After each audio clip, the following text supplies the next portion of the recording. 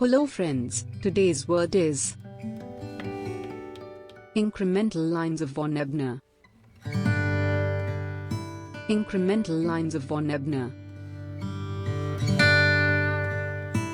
Incremental lines of von Ebner. The incremental lines of von Ebner appear as fine lines or striations in dentin. They run at right angles to the dentinal tubules. These lines reflect the daily rhythmic, recurrent deposition of the dentin matrix. The distance between lines varies from 4 to 8 micron meters in the crown to much less in the root. The daily increment decreases after a tooth reaches functional occlusion.